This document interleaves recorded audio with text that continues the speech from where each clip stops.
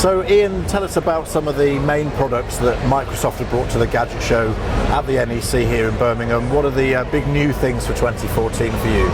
So there's loads to show actually. So we've got about 150 devices on the stand, so it gives people a really good look at the kinds of really nice, cool devices at the top end and also at the budget end, and you can get your hands on them and really try them out. So there's that piece. There's the update to Windows 8.1, which is great to show, particularly good for people who don't have a touch screen. A lot of work done on making it really good to use with keyboard and mouse. There's the Windows Phone 8.1 as well, some amazing stuff with that, some really cool features built into it now. And then there's the Xbox One, of course, we're showing, and particularly showing how those three things work with each other. So how Windows 8 works with Windows Phone, works with Xbox One.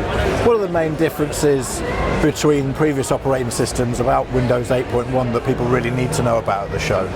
So I think the thing to keep in mind, I suppose, the choice of the machine you use, the type of machine you use, whether it's a tablet 8-inch size to a laptop to a desktop, we want it to be the best experience it can be, regardless of what you choose to use and what's important to you. So a lot of work has been done to achieve that. So really, from a features point of view, there's loads in it, and it's really built for the world in 2014. It's the world today, and taking advantage of the cloud, taking advantage of what these devices can bring.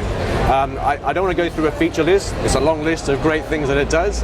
I'll pull out a couple of things that I really like, such as the Smart Search, which allows you in one shot to do a web search, a local disk search, an in-app search, and a search of places and people. Then there's things like the start screen with its live tiles, bringing information down to you. And of course, the desktop is still there to run your desktop apps, only faster and in a more secure way. So they're just a top line, but there's loads of great stuff in Windows. And of course, we're stood here in this living room that you've created here on the stand at the Gadget Show, and this is all about connected homes, isn't it? And the Internet of Things, as we call the buzzword. Yes, correct. And one thing we really like to show is how these devices work with each other, particularly using the cloud. So you start doing a Word document on your Windows 8.1 device, you can continue to edit it on your phone, then you can go to a web browser and edit it there, and how these things all work with each other.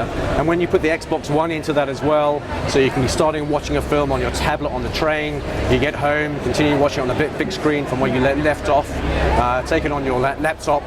It's just a nice seamless way that these all work with each other.